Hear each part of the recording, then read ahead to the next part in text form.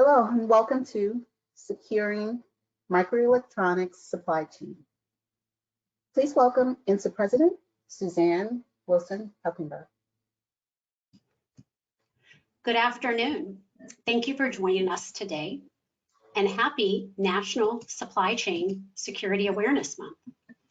Each April for the past 4 years, INSA has partnered with the ODNI's National Counterintelligence and Security Center to draw attention to critical supply chain vulnerabilities that threaten our national security. INSA is pleased once again to help NCSC raise awareness of supply chain threats and promote best practices to improve supply chain resiliency. NCSC Acting Director Mike Orlando will share his insights on the ways in which nation-state adversaries exploit supply chain weaknesses to steal intellectual property, conduct espionage, and carry out sabotage. Thank you, Mike, for taking the time to be with us today. And after Mike's remarks, we have an incredible panel of experts who will address one of the most pressing supply chain challenges facing the United States, the nation's dependence on foreign-made computer chips. With 88% of chips manufactured overseas, the American economy is vulnerable to disruptions in manufacturing, shipping, and raw materials for key microelectronics components. The Biden administration and Congress, working with the microelectronics industry, are taking steps to bolster and secure the U.S. economy by increasing domestic manufacturing of critical microelectronics components, measures that we will hear more about today. INSA is pleased to co-host this event today with our friends at the Semiconductor Industry Association. I would like to extend a sincere thank you to John Neufer and the entire SIA team for their leadership and support of this program. We genuinely appreciated your partnership.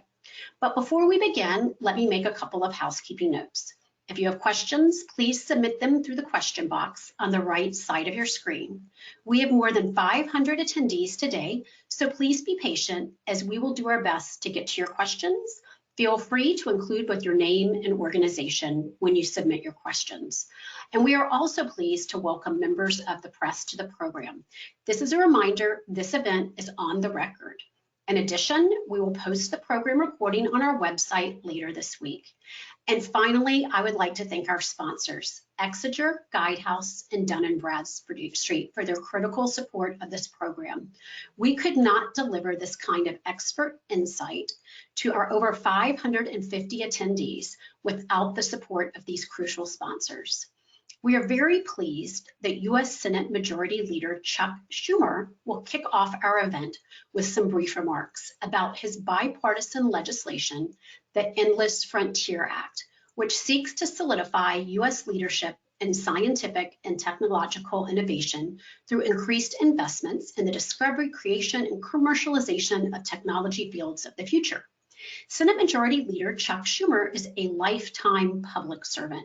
Soon after graduating from Harvard Law School, he was elected to the New York State Assembly. At the age of 29, he was elected to the House of Representatives, where he served for 18 years. He was then elected to the U.S. Senate in 1998, and earlier this year, Senator Schumer, in his 4th term, became the Senate's Majority Leader. Senator, the floor is yours.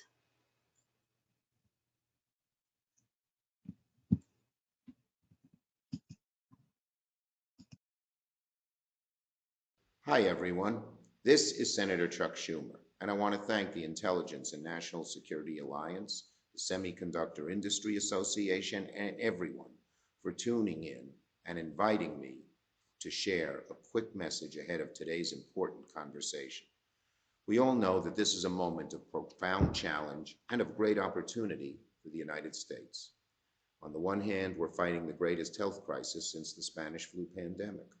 We're still in the throes of the greatest economic crisis since the Great Depression. And around the world, competitors like China are investing colossal resources to close the competitive gap with us and assert economic dominance on the world stage. On the other hand, opportunity awaits. We just passed the American Rescue Plan. Vaccines are making their way across the country, and we have a chance to make long overdue investments right now in our country's infrastructure, in our technological competitiveness, and in American workers. When this crisis ends, we cannot be satisfied with business as usual. U.S. investment in research, development, and technological innovation has reached its lowest level in decades, and it risks leaving our economy handicapped for decades to come if we don't do something about it. And today, the United States' position as the unequivocal global leader in scientific and technological innovation and manufacturing is eroding from pressure from China. That's why right now I'm working with my colleagues on both sides of the aisle to pass the Endless Frontiers Act, a bipartisan bill I've worked on with Senator Todd Young. It represents a bipartisan, bold initiative to solidify the United States leadership in science and technological innovation through increased investments in the discovery, creation, and manufacturing of technology critical to national security and critical to economic competitiveness. It will boost federal R&D investment in critical technologies so we can address the dangerous vulnerabilities to our economic competitiveness and national security. Over the next few weeks, it's our goal to hold a vote on the Endless Frontier Act, combined with other pieces of legislation, as part of a competitiveness package to position the United States and to outcompete China and the world. As part of this package, I'm also pushing for tens of billions of dollars in emergency spending to implement the bipartisan semiconductor manufacturing and R&D incentives passed into law last year. It's a matter of economic prosperity, national security.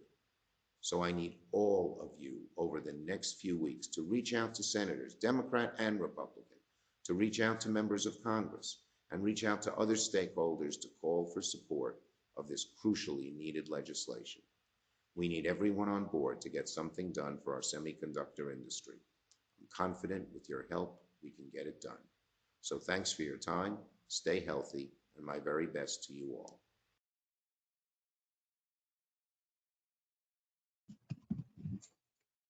Thank you, Senator Schumer, for your leadership on this vital issue. Now it's my pleasure to introduce INSA Advisory Committee member Adam Lurie and President of Exeter Federal, who will introduce our keynote speaker today. Adam, the stage is yours. Great. Thank you, Suzanne. On behalf of Exeter, I would like to thank INSA for holding today's discussion. Exeter is thrilled to be the host sponsor of INSA's panel on securing microelectronics supply chains in honor of Supply Chain Security Awareness Month.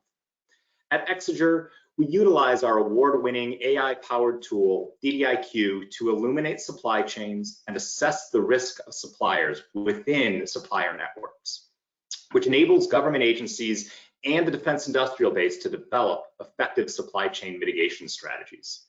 Trained by Exeter's former compliance, intelligence, and investigations experts, along with over 125 developers and data scientists, DDIQ has changed the game on supply chain and has been used as part of the US government's response to the COVID-19 pandemic, in attempting to understand the SolarWinds breach implications, and in support of President Biden's executive order on supply chain resiliency. Driving our nation's security and sustainability through the use of advanced technology is a core tenet of Exeter's mission to make the world a safer place to do business.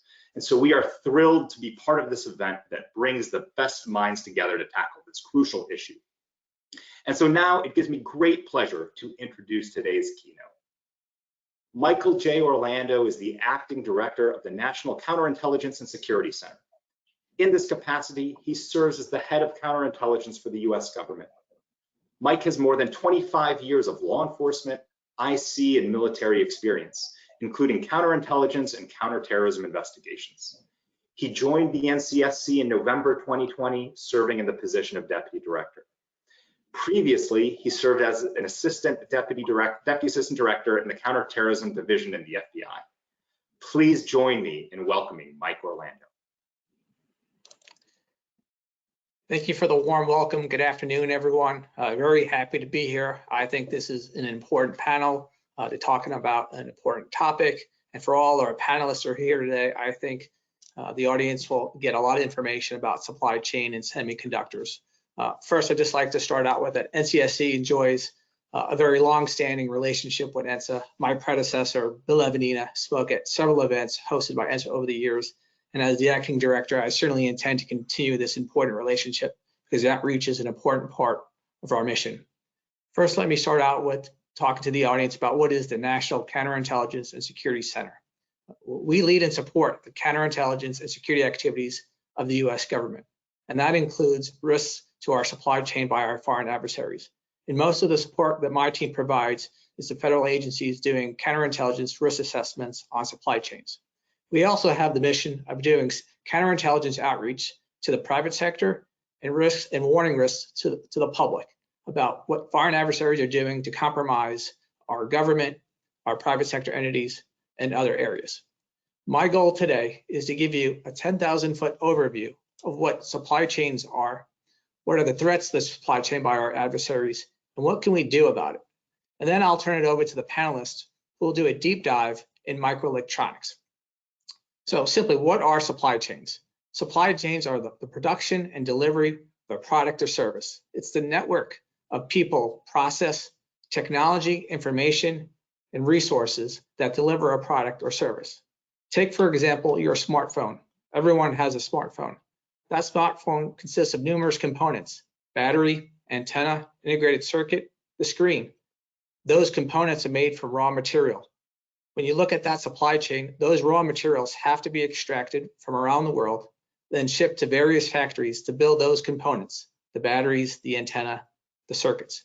Those components, once assembled, have to go off to another factory to assemble the smartphone before it's shipped off to the various customers or the distribution centers. At a more advanced level, think about a modern fighter jet. There are thousands of parts made by hundreds of companies around the world that go into advanced fighter jets. That's an extensive supply chain with many vulnerabilities. An adversary can target any point of that long, complicated process. They could cut off access to components, steal key technology, or introduce infected components. In fact, while I'm talking, go Google fighter jet supply chain, and you'll see it'll bring you to an article about the F-35 and the challenges in supply chain about that aircraft. Supply chains are simple to understand, but the supply chains themselves are complicated. Now let's talk about general threats to the supply chain. They come from a variety of sources: production shortages, trade disruptions, natural disasters. The COVID-19 pandemic, for example, caused shortages of PPE equipment for our healthcare workers across the country.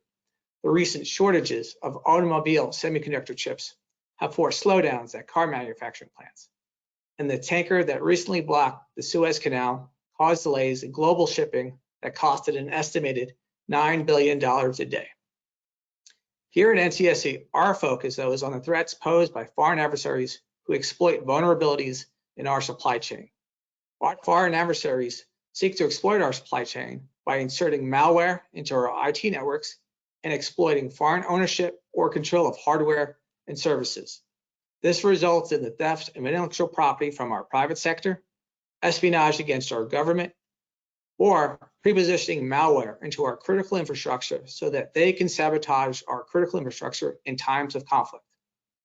Let me give you some examples of threats to IT supply chain by our adversaries.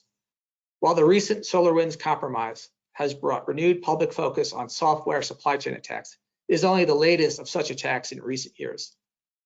This goes back to 2014 to the present. We've seen the Chinese hackers target a cloud service provider to hop into numerous client systems. Why hack into 50 different companies when you can simply just hack into a cloud service provider?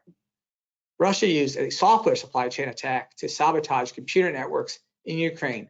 Its impacts were felt around the globe, with an estimated $10 billion in losses globally. Russia has also used software supply chain attacks against the US energy sector. And North Korean state-sponsored hackers use software supply chain compromises to steal millions of dollars from financial institutions. While there has been extensive discussions about supply chain threats to 5G and the IT sector, let me talk about supply chain threats to the space and defense satellites. Last week, Derek Tournier, the director of DoD Space Development Agency, gave a speech about his agency's plan to deploy a network of low-cost satellites for missile tracking around the globe. What I found most interesting about the remarks is what he said were the biggest threats in this future network of satellites. The biggest threat was not from China or Russia's missiles that could potentially shoot down one or some of those satellites. Instead, he was most worried about supply chain attacks and cyber intrusions that could take down the entire network of satellites. I like to read a quote that he had said about this. Cyber and supply chains are two threats that I'm concerned about. Cyber and supply chain problems are common mode failures, so it doesn't matter if I have one satellite or I have 1,000 satellites. Those types of attacks may have the ability to take them all out. Those are the threats that I most focus on because those are the ones that I think can have the biggest devastating effect. That's pretty powerful stuff. Let me switch gears now to microelectronic supply chain. Semiconductors permeate all aspects of our lives, from our smartphones to TVs to aircrafts to satellites. They will be instrumental in transformative technologies such as AI, quantum computing, autonomous vehicles. Some call this the tech wars with China, and whoever wins it will have an advantage both economically and in national security. The global structure of semiconductor supply chain developed over the past 3 decades is geographically specialized based on expertise and advantages, which has resulted in a more concentrated and interdependent global supply chain. And there's been advantages to this. Higher technology advances at lower costs.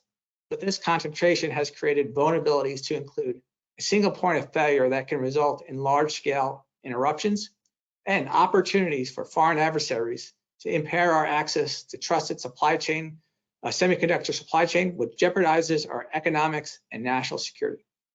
Here are just a few examples of how these vulnerabilities have and can be exploited. First, there is the loss of trust.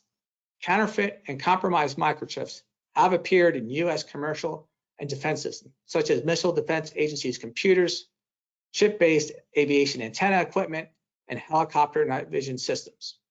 Second, there is the loss of intellectual property. As most of you know, Micron Technology, a leader in global semiconductor industry, suffered a massive IP loss in recent years, valued at more than $8 billion. This is a great case study about IP theft. We often talk about cyber IP theft, but this time the Chinese government used a different technique. First, in 2015, a Chinese state-owned enterprise attempted to buy out Micron to acquire their technology. When that did not work, they turned to theft. Another Chinese chipmaker partnered with a Taiwanese chipmaker called UMC. UMC brought on several employees from Micron's Taiwanese operation, who in 2016 began to bring with them Micron trade secrets, which was passed on to the Chinese state-owned enterprise. This example lays out how China's ambitious technology development goals, such as Made in China 2025, contributes to the massive theft of IP by China. And I'd like to pause and foot stomp on this, because here at NCSC, this is very important. If you go Google semiconductors, you'll likely get a number of articles about US and China tensions around this, and that China's desire to become more self-sufficient. And anytime you see China wanting to become more self-sufficient in technology, it normally leads to an increase in theft of IP. So if you're working in the semiconductor industry, I strongly encourage you to make sure that your cyber defenses, your insider threat programs are strong, because the Chinese will or are likely already started to try to steal your technology. Third, there's the loss of access. The global semiconductor supply chain runs through many countries, including adversarial nations that could control or restrict access in critical times. A report this month from a semiconductor association noted that about 75% of the global supply chain manufacturing capacity is concentrated in China and East Asia. And then finally, there's the potential loss of capabilities related to transformative technologies that I talked about, AI, quantum computing, which can hamper our national security and economic competitiveness. Unless the US maintains access to trusted and assured state-of-the-art microelectronics, China will likely surpass America in these transformative technologies, and we certainly cannot let that happen. So what can we do about all this?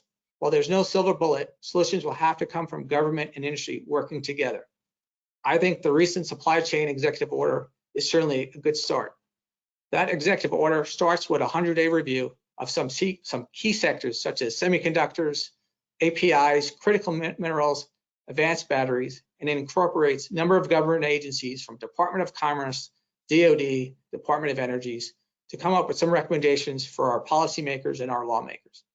And then there will be a year-long study and a bunch of other industries, which will provide more recommendations, which I think will be instrumental. So what can we start doing today? I think there's a number of steps that we could take right now that focus on building resiliency, transparency, diversity, and security in our supply chains. At a minimum, organizations should consider the following principles. Diversify your supply chains. A single source of goods or services is a single point of failure. Diversify your supply chain, ensure resiliency that in the event a supplier suffers a compromise, shortage, or disruptions, you have alternatives. Next, mitigate third-party risks. Vet your suppliers, understand their security practices, and set minimum standards for them. Incorporate security requirements into third-party contracts and monitor compliance throughout the life of the product. And then next, although you can't protect everything, really focus on your crown jewels and create transparency in that supply chain. Map out the location and status of those essential assets and prioritize their protection, and monitor your systems so you can minimize the impacts of disruptions. And then there's an executive level commitment. If you're a CEO of a company and you don't believe in security, no one in your company will. And I also think it's important that you name a senior executive as an owner of supply chain risk. And that person works with your cybersecurity, your physical security, your insider threat programs. And you communicate across your organization and train them to have greater awareness, and also have your HR and acquisition teams team up with your security teams. And then last, partnerships and information sharing. We really have to have better partnerships between government and industry. So let me conclude by noting that this problem has been around for some time and will get worse if we do not act. And I believe it's very important that we act. If there was any good that came out of the production shortages during COVID-19, when we were all looking for toilet paper, it was that supply chains became a dinner table conversation.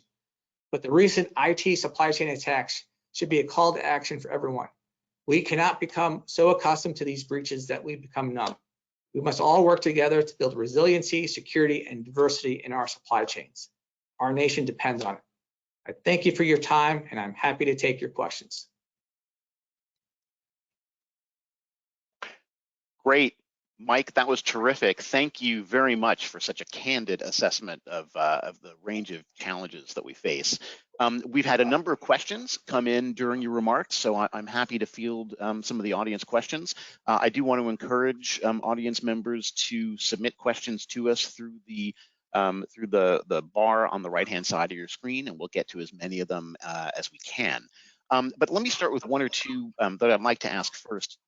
You called COVID-19 recently a wake-up call for supply chain security, and you closed your remarks by noting the impact of the pandemic on the way we approach these issues. So how has the pandemic exposed supply chain vulnerabilities, both to government leaders and to industry executives? And what lessons learned from the pandemic is NCSC applying to strengthen critical supply chains? Great question. I think when the COVID pandemic broke out and all of us were searching for toilet paper, we realized that our supply chains had vulnerabilities. And then I think as we've seen over the course of the year, particularly recently with the automotive semiconductor shortages, that we're vulnerable and that we need to take this very serious and go beyond talking, but coming up with some solutions. Now, I think the executive order drives towards coming up with some solutions. And I've heard conversations about creating incentives to bring some stuff onshore. But here at NCSC, we are mostly focused on trying to educate the federal government on the CI risks on the foreign adversary side, which is an important component. And I think we're going to continue to do that. But we also participate widely in various organizations to hear what's going on. And I think Department of Commerce will probably be doing more in the year to come. And NCSC will try to team up with them to make sure they understand the counterintelligence risk broadly across supply chain risks. Great. On one of the points you just mentioned, we have a question that came in from Patrick Wilson that you're concerned for doing more manufacturing in the U.S. for critical components seems to conflict with your advice to diversify supply chains, because a diverse supply chains means finding new suppliers. Many of the suppliers in certain industries are in different parts of the world. So how can companies achieve both of those goals of bringing some manufacturing back to the U.S. while also diversifying their supply chain, if that means working with some foreign partners? So I think that's an excellent question, and he brought up an excellent point. It is not about bringing everything back to the United States. It's really about diversity and having alternatives. And some of that is about having conversations with our trusted overseas partners so that if there's an earthquake in Japan and we're disrupted, we can pivot to other areas. And I think domestically, we have to look about the minimal viable supply that we need, and particularly for semiconductors, making sure that our national security and our critical infrastructures have semiconductors that aren't compromised. Okay. Let me draw on another question that you mentioned. You talked a lot about malware and that our adversaries are working to insert malware into critical technologies used by both government and industry, including fighter jets and satellites, which was sort of frightening. But how hard is it to identify malicious software that's written into technologies at the design or manufacturing stage, as opposed to malware that's inserted afterwards by hackers? So I think this is another important topic, which starts pivoting into cyber. And we need to do, as a government, a better job of looking at how do we get more transparency into our software? How do we explore zero trust software solutions? Although that could be expensive and difficult and maybe not for everyone. And that we also have to get the private sector to understand the risks they face today, which is they are up against nation state entities that are looking to compromise and steal their information, who are well-resourced and well-trained, and that companies need to have a counterintelligence mindset, because I think customers are going to be looking for companies that can provide security with their products, and I think those companies will profit from it. Yeah. And actually, you raised an interesting point at the end of your remarks when you talked about developing a counterintelligence and supply chain security mindset. When you mentioned how important it is that companies designate a supply chain executive whose job it is to own the issue and build a culture of supply chain awareness throughout the organization. Why is it, do you think, that some companies haven't yet taken this step? Is it that they haven't grasped the ways in which supply chain threats can affect their organization, or are there other issues at stake? I think there's a number of issues, and I think when it comes down to supply chain, even in the federal government, is that a security issue? Is that an acquisition issue? Is it a cyber issue, or is it a counterintelligence issue? It's all of them. So where do you place these programs? Who owns it? And I think that has caused challenges. But I do think the work that's going on in the federal government space as we stand up supply chain risk management teams will be a model for the private sector to look at and learn some lessons from. But of course, I think the federal government can learn from the private sector as well. Yeah, on that point, I mean, the government has similar challenges, right? Deciding whether an issue is an acquisition problem or a security problem or a counterintelligence problem. So how does the intelligence community in particular and the government as a whole manage that cross-cutting nature of the threat? So I believe about a year or two ago, there was an executive order and some legislation that came up with the Federal Acquisition Supply Council, which brings together the federal government to look at supply chain and mandated that every government agency have a supply chain risk management program. And the IC projects themselves through NCSC to do those risk assessments for the community. And what we do is we bring together the IC agencies to bring that research together, and then we represent it to the government so they can make better acquisition decisions. Okay. So on the research that the IC does, here's a question that asks, I guess, about some of the assessments that you've come up with. A question from Michael Diamond of Channelnomics. He asks, more IT manufacturing is moving away from China and to Vietnam and other countries. How does the migration of manufacturing from China to countries other than the United States impact U.S. national security? So as you do those analyses, are there certain partner countries or certain dynamics in the movement of manufacturing that are more or less favorable for national security? So great question. I think if you look at my Micron example of how the Chinese used Taiwan, our ally, to get at our technology is a good example of it. It's very complicated. And although I think there needs to be diversity, we do need to understand and do that evaluation of what has to be made in America so we have those standards. And what are things that we maybe don't care about that can be made in China or in other places. And then we have to look at our allies. Of course, our Five Eye partners are always our most trusted partners, but there's also other allies that we can trust. But again, it goes into transparency into the supply chain, knowing where your risks are and where do you need to bring things back to America that are so critical to us. Yeah. What's on your list of things that are so critical that they should be made in the US? What technologies or products really top your list? So broadly, anything that has to do with national security or support to the intelligence community, critical infrastructure. We know that the Russians, Chinese, Iranians, all our adversaries are targeting our critical infrastructure, from our electric companies, oil and gas. And so we need to make sure we're taking steps to protect those systems. Yeah.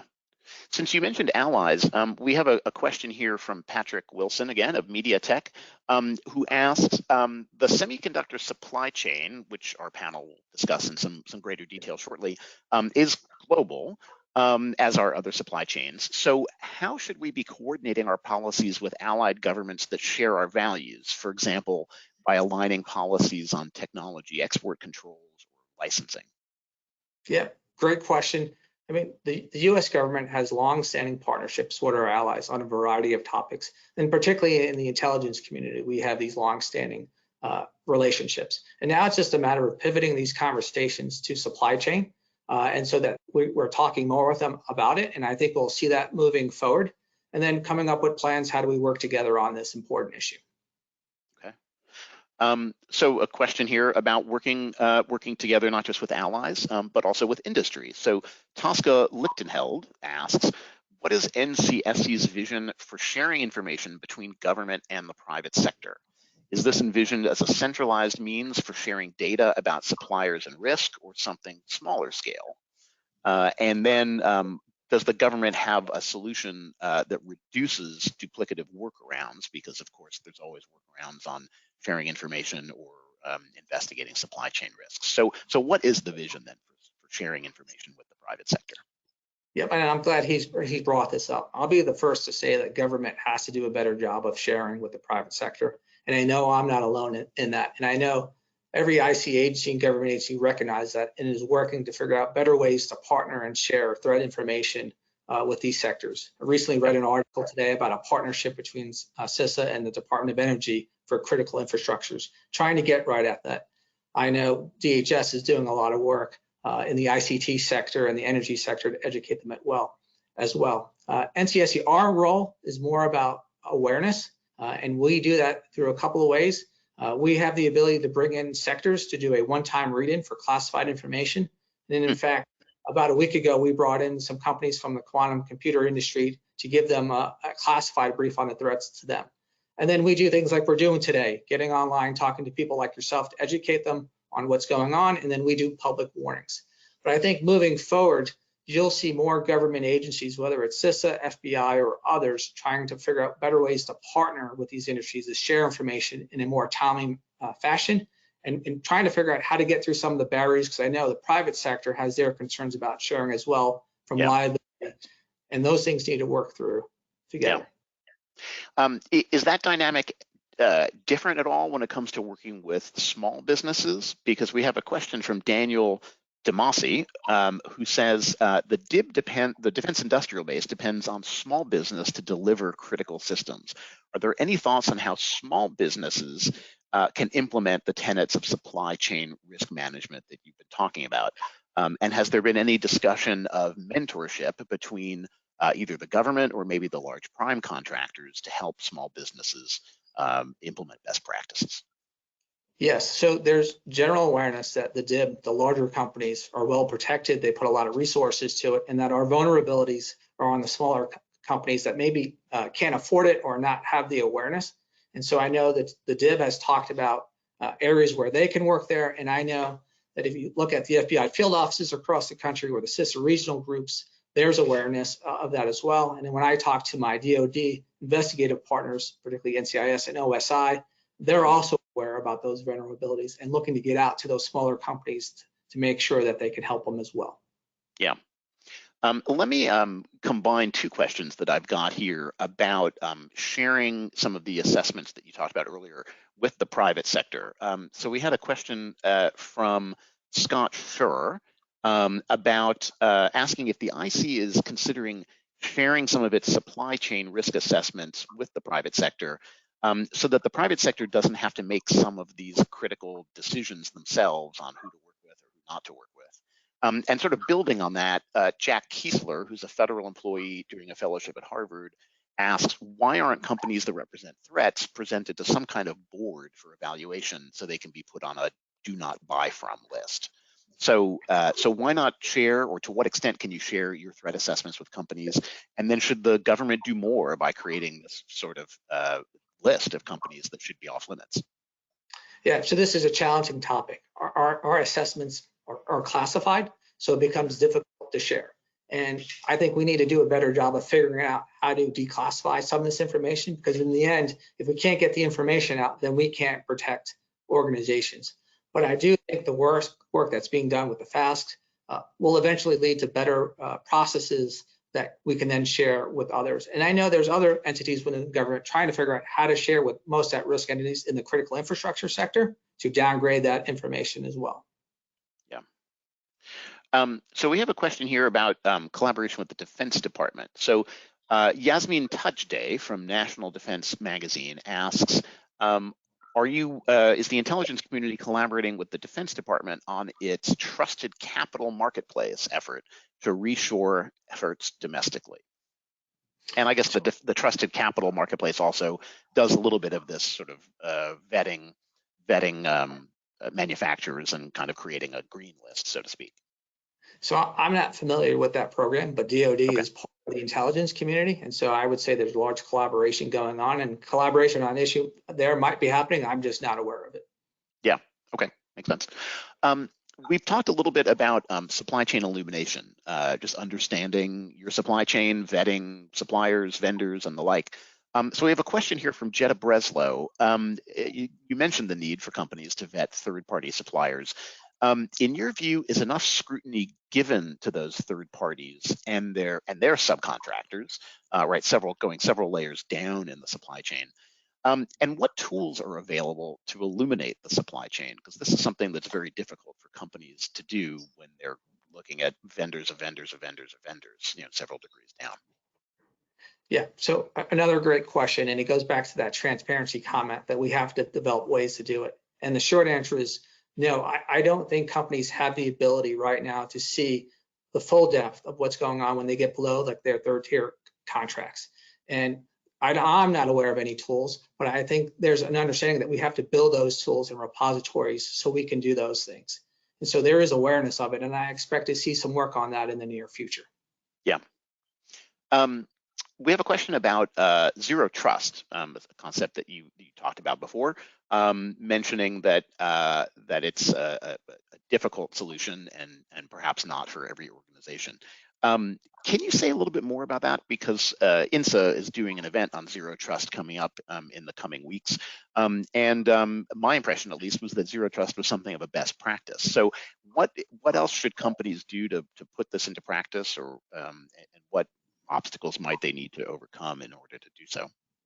Yes, I think zero trust is a great solution, but when you dive into the cost that's associated with that, and then the security that you have to build into that, certain companies or industries may find that challenging to do in the industries that they're in, or don't have the funds to do it.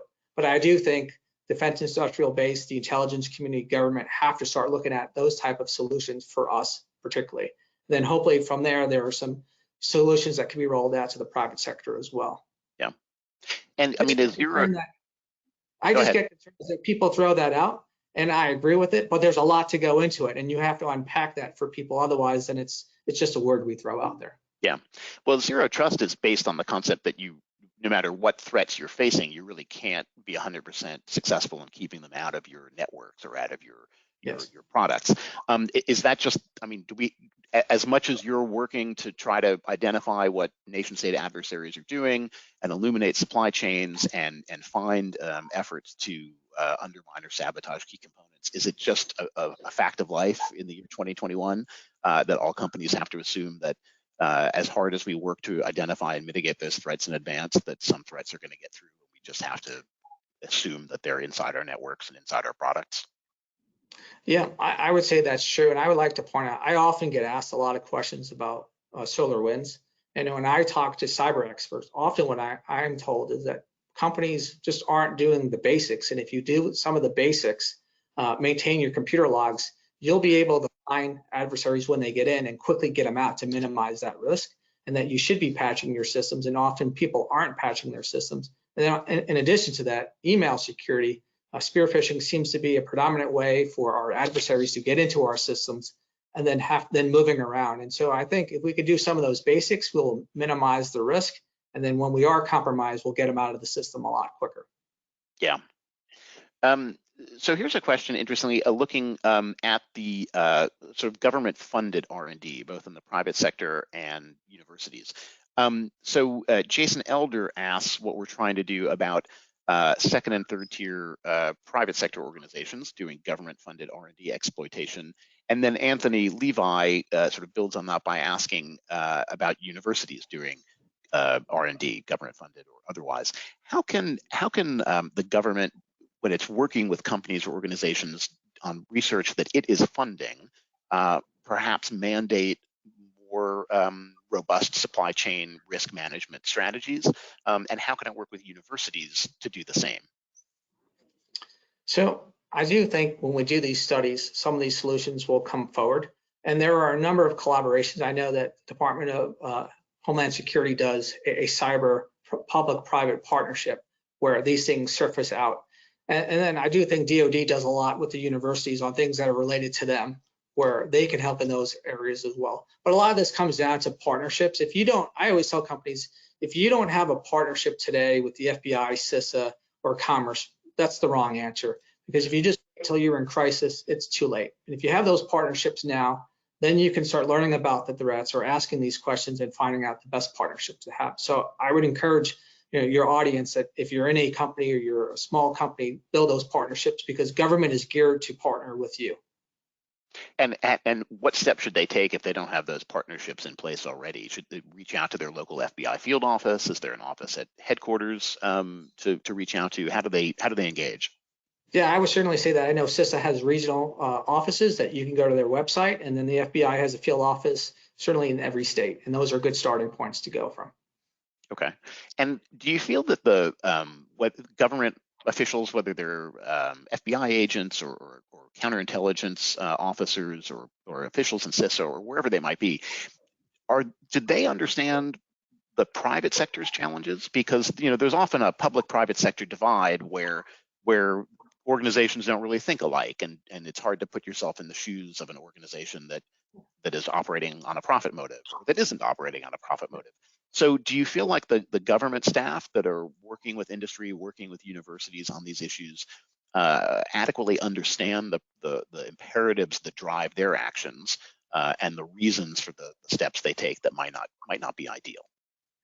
So besides information sharing, I would say that broadly across government, we struggle to talk to the private sector. We don't talk in the same languages as they do. Right. We're difficult putting it into perspective for them. And then we have difficult understanding their concerns and challenges. And I think this is an area that we're all working on to figure out how to better communicate with each other. But it starts with having the conversation and that relationships. And once you have those relationships, then these things come out and you can figure out how to work around these issues. Yeah. There are a lot of programs in place to allow for exchanges of personnel between government agencies and the private sector. As far as I know, none of those focus on people with supply chain expertise or focus on supply chain work. Could that be an effective step to take to ensure that people on both sides of the public-private sector divide understand where the other side is coming from? I do, and I think as we continue to get the word out about supply chain, and we move from just understanding cyber to counterintelligence, insider threats, we'll see more collaboration, and these exchanges will probably come up organically, I suspect. Yeah. Since you mentioned insider threats, INSA has a very active insider threat council that looks at both the threats that companies and government agencies face and how to mitigate them. So I want to ask about the insider threat to supply chain management, because we focus a lot on the external threats, particularly from nation state actors.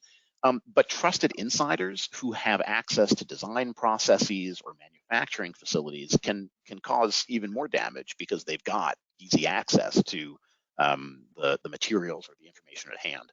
So what can government and industry do to mitigate the insider threat to supply chain risks? So I go back to my Micron example, where that was essentially an insider threat. Mhm. And that's why when we talk about these programs, we ask companies and organizations to integrate their security programs so there's better crosstalk, because it often isn't just solely a cyber incident or an insider. Sometimes it's a blended operation. And as we add supply chain risk management into the equation, it's even more important that they're added into that circle, because oftentimes either a company is using an insider, or it's cyber, or there's access to the hardware from there. So again, we really think it's important that your security programs are blended together, and it's tied in with your acquisition program and your HR programs. Yeah. So we've got a few questions coming in about nation state threats, China and other. So David Hall asks, how would you assess the threats from China and Russia? Do they pose an equal risk? Are they targeting different or similar aspects of the supply chain? And then we have another question that asks about other supply chain nation state threats, whether Iran or North Korea or others we might not think of. So in addition to the obvious adversaries, who else is out there trying to penetrate our supply chains? So I first want to say that China and Russia are certainly the two big global threats. And Russia is certainly a very highly capable intelligence service, and will use, I would say, mostly the malware IT software supply chain, because it's just low risk, easy access for them. And Russia is looking to undermine our government and reduce our influence.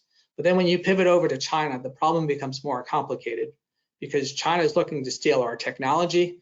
They're looking to have more influence and to be that global power. And so they will go about it in multiple different ways for different reasons.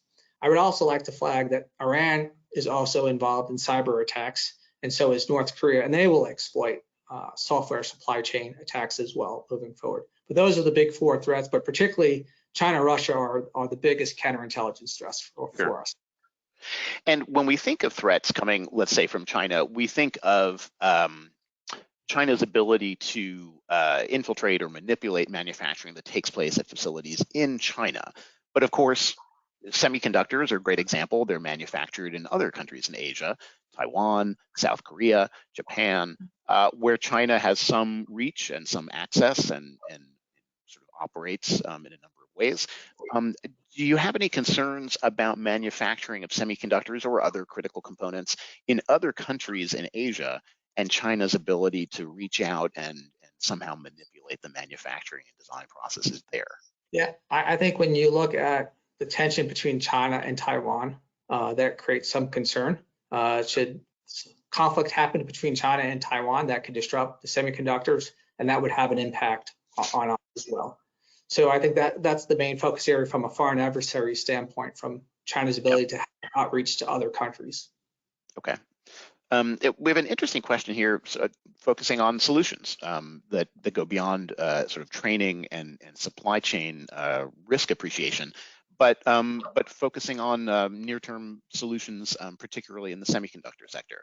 So Harry Bonney asks, there are multi-billion-dollar investments being discussed to create a microchip fabrication foundry in the United States. And in fact, as we'll hear later, we'll hear a discussion of the Chips for America Act and the $50 billion in funding that makes available, that the administration is calling for to increase domestic manufacturing of semiconductors.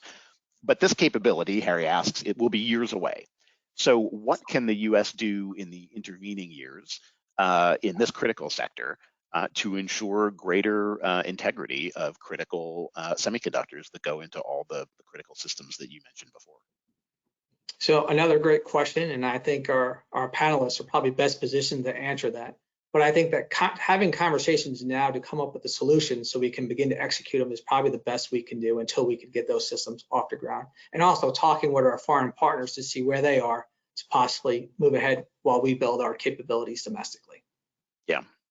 Are our foreign partners, we talked a little bit about partners before, but are they on the same page with us in a lot of respects, whether they're NATO and EU partners or partners in Asia? I would say so. I would say that they're all in the same situation that we're on, because it's a concentrated industry, and I think they recognize that they need to be able to have diversity in the markets as well, and that this is an expensive industry, and the more we can work together and come up with solutions, the better. Yeah. And I know in 5G, for example, the US has had some successes and some less than successful efforts to convince countries to keep Huawei and other Chinese manufacturers out of their telecommunications networks. What is your sense of the 5G supply chain challenges, whether in the United States or in other key partners around the world?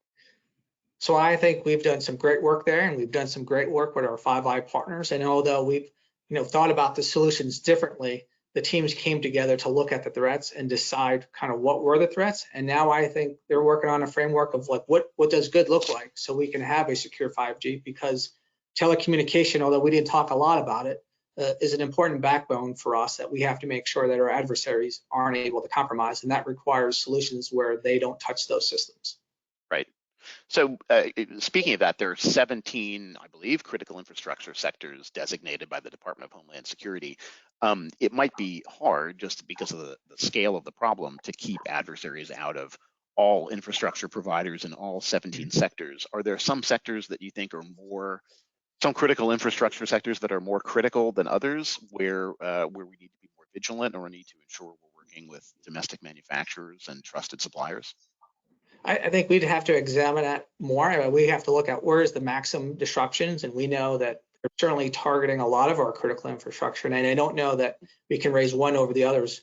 For instance, airline industry and then electrical and oil, I don't think you can pick either one of those. Those are all, to me, high priority. And I think whatever we do for one, we probably need to do for all of them, and have an understanding that although a lot of our critical infrastructure is in the private sector, government and private sector have to work together to secure these systems, because they're a vulnerability to us unless we protect our critical infrastructure. Yeah. Here's an interesting question about restrictions, I guess, on exports of US-made components to China and other countries, where they can use US manufactured parts in their own systems and then also gain access to intellectual property. Do restrictions imposed on US manufacturers actually drive innovative companies elsewhere? Because of course, American companies need to have access to global markets, and so you can lose competitiveness if you treat certain markets as off limits. So how would companies manage the supply chain risk of partnering with other countries' industries while still being competitive commercially? Yeah, I think this is another important conversation for the government and private sector to have, because that question is right on point, is that as much as we need to restrict China's ability and others to getting technology that goes to their defense, we can't undermine the private sector, we can't undermine innovation. And that's where it becomes complicated to find solutions, because simply just restricting technology isn't necessarily the answer, because we do restrict some of it. Oftentimes front companies reappear, and then we may have not achieved what we try to achieve. Right. And how able do you feel that the intelligence community and law enforcement are able to stay on top of this changing, rotating cast of front companies? I mean, as you said, you shut one front company down, another one pops up, or companies rename themselves, or they invest in something, and it's hard to uncover their sort of the origin of the funding. How capable is the IC and law enforcement to understand who's behind these sorts of efforts and who's investing and who's building? So there's a diverse amount of threats. Things have changed a lot in 20 years. 20 years ago, we were just worried about the Russians and Chinese stealing our nation's secrets, or maybe some defense technologies. And now you look at to where we are today, in the private sector, and our critical infrastructure is really being targeted. And cyber has created low risk, low cost ways of stealing that information.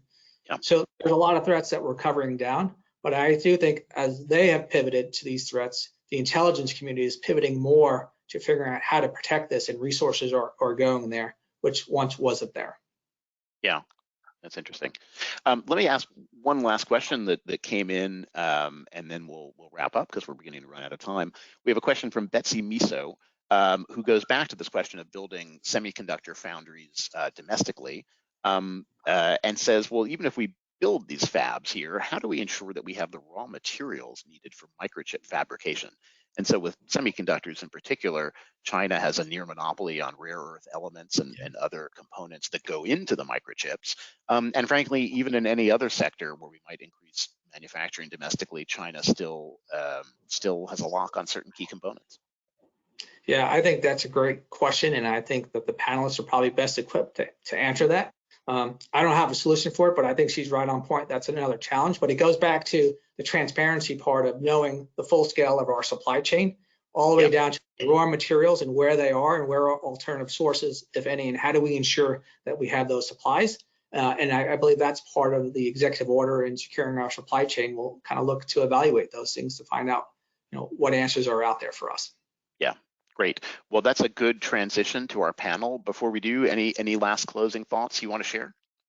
No, I really appreciate you having me on here. Some really great questions, and I'm glad people are thinking this way, because that's what we're trying to do here at NCSC is get the word out. And we're going to continue to do Supply Chain Awareness Month.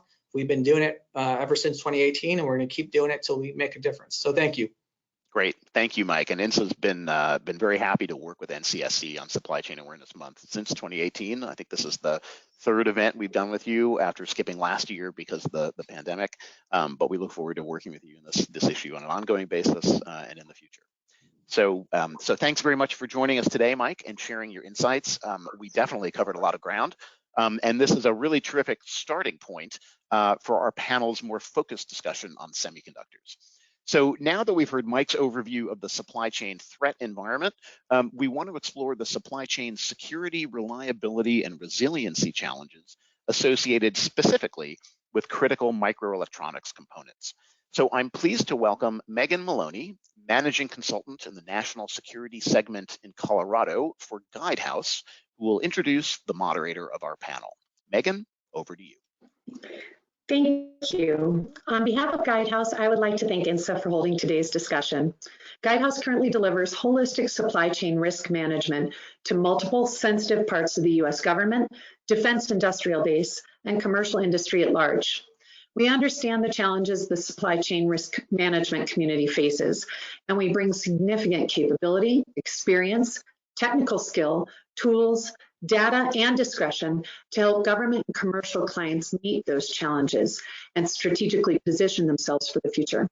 We're excited to partner with INSA and sponsor this portion of today's event. Now it gives me great pleasure to introduce our panel's moderator. John Neufer is President and CEO of the Semiconductor Industry Association, where he's responsible for setting and leading the association's public policy agenda and serving as the primary advocate for maintaining U.S. leadership in semiconductor design, manufacturing, and research. Previously, John served as Senior Vice President for Global Policy at the Information Technology Industry Council, where he led ITI's global team to expand market access opportunities for member companies around the world. John, over to you. Thank you, Megan, for that introduction, and thanks to all of you for joining us today for this timely and important discussion. What better way to commemorate National Supply Chain Awareness Month? A confluence of events has put issues associated with semiconductor supply chain at the top of the policy agenda. In particular, the shortage facing the automotive sector and other downstream users of semiconductors, techno-economic competition with China, and disruptions caused by the pandemic, precipitating a growing recognition of the vulnerability of our global supply chains. These events have increased awareness of the fundamental enabling role of chips in all sectors of the economy, ranging from automotive to healthcare, to critical infrastructure like telecommunications and energy, to critical national security networks and technologies used by the intelligence community and the DoD.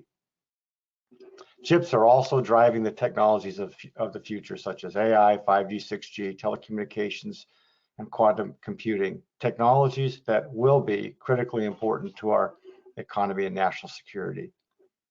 Given all this, ensuring a secure and resilient supply chain is vital to our country. We very much look forward to a great discussion today on the issues facing the microchips supply chain. We are fortunate to be joined by a constellation of very, very impressive panelists to share their insights. Dr. Carl McCants, Technical Director in the Supply Chain and Cyber Directorate at the NCSC. Claire Sanderson, Legislative Assistant in the Office of John Cornyn, Texas. Hi, Claire. Russell Ellwanger, CEO of Tower Semiconductor and a seasoned chip industry veteran, and Cameron Sherry, CTO and VP of Pre-Sales Engineering of Dell Technologies Federal. Thank you all for joining us today. Okay, now some questions for me to the panelists, and then time permitting, we'll take some questions from the audience. All right, Carl, first up, let's start off with a discussion on the threats. We just heard Mike Orlando discuss nation-state threats to supply chains for a wide range of critical technologies. How do these adversaries affect the security of U.S. chip supplies in particular, and how can threats to the integrity and security of semiconductors undermine U.S. national security? Great question, John. Let me start off with an event that took place about 9.5 years ago, and this was a congressional hearing into counterfeit parts. And at that hearing, you had the Deputy Director of MDA talk about counterfeits in the THAAD system. You also had executives from Boeing talking about counterfeit parts in the 737/P-8A Poseidon. So think about those as national security platforms. Think now, instead of quote unquote counterfeit parts, compromised parts, parts that don't operate in the way that they should, or as long as they should, you get an idea of the potential impact on national security. If I cannot trust the systems that these parts are being used in, then guess what? Questions about how well I'm able to implement the security aspects of what it is I'm trying to do. When you think about that, and then you also think about, here are the challenges that are being faced, because as was stated earlier, we do have a global interconnected supply chain. And the challenge that specifically comes from China with regard to their desire, what's happened in the past, that's where you have the immediate impact on security as well as the integrity. A lot of what we talk about, a lot of what we deal with and try to address is ensuring that the parts you received are the parts that you ordered. They perform in the way in which they were supposed to perform for as long as they're supposed to perform. So any perturbation to that is going to be a problem. And if you think about, again, the multiplicity of national security platforms, whether you're talking about NC3, whether you're talking about here's actually an ISR platform, any challenges, any compromise to the integrity of those platforms represents a national security problem. Thanks, Carl. Russell, Tower is a chip manufacturer. How concerned are you about U.S. chip supply chain security? I would look at it from a slightly different perspective. I think the greatest way to provide security is through technical leadership. And I am concerned that the U.S. is losing or has lost a lot of technical leadership, and especially within the analog area. So to have technical leadership, you must have U.S. domestic R&D capabilities that are led by U.S. citizens and driven that way to have best of breed capabilities. Tied to the R&D capabilities, I think foundry capability is paramount, as you have many extremely good entrepreneurs in the US that need platforms to where they can take highly specialized differentiated ideas and bring them into practice. So a foundry capability that's onshore with R&D, very capable R&D people that can take great ideas and make them into practice becomes very critical. And I think that that's the first and foremost part of security is leadership. The second tied to that is very advanced manufacturing capability, again, domestic, and again, led by US citizens, US personnel, to ensure what had been brought up multiple times in the previous discussion, IP and capabilities there. If you look at, for example, right now, DARPA awards, for which I will say Tower has received 2 very prestigious high-end communication awards, that being T-Music for high-end RF and Lumos for integrated silicon photonics.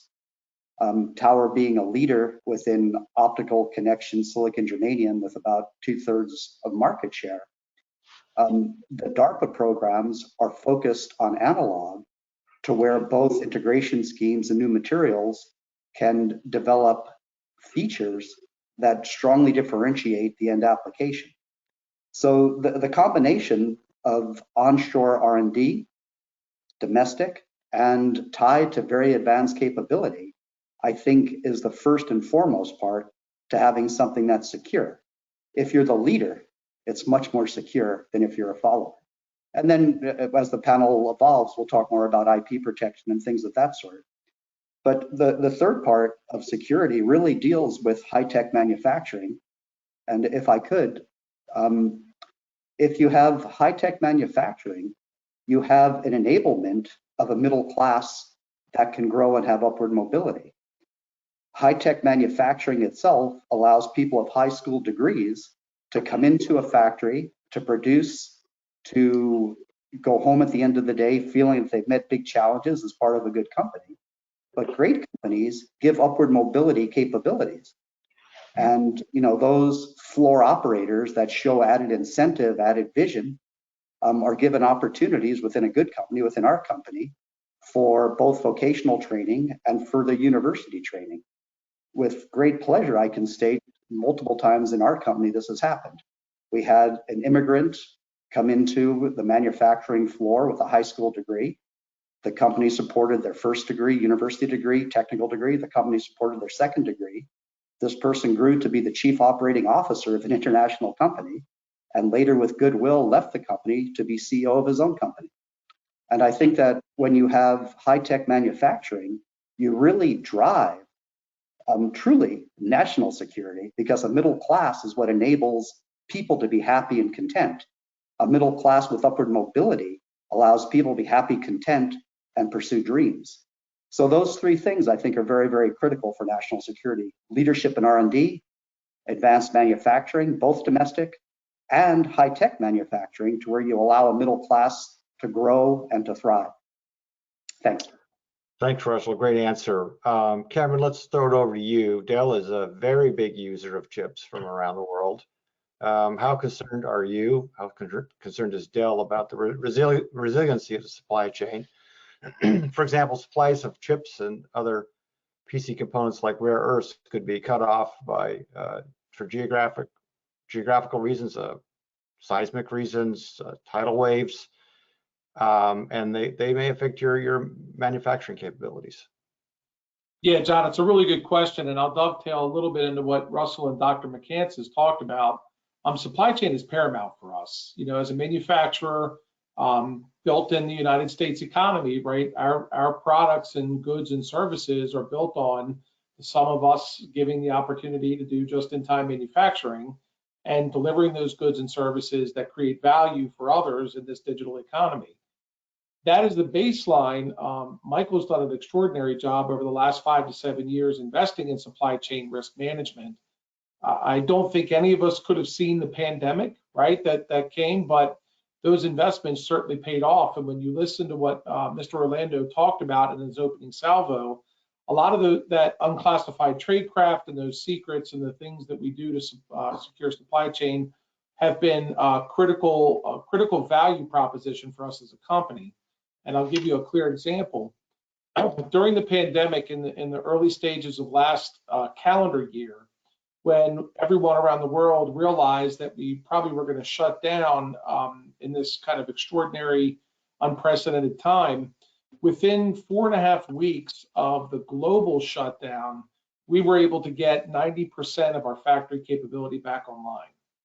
And that was a direct result of the diversification in supply chain, pre-screening suppliers, doing the second, third, and fourth level screening, ensuring that we had great resiliency in our supply chain from geopolitical issues, natural disasters, those types of things. It's extraordinarily important.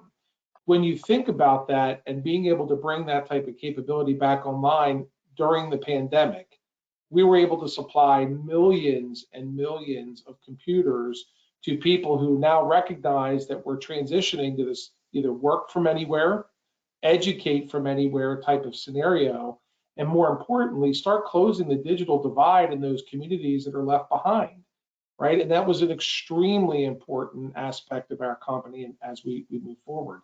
So for us, supply chain is paramount because it's the key to how we can affect positive aspects everywhere else in the supply chain.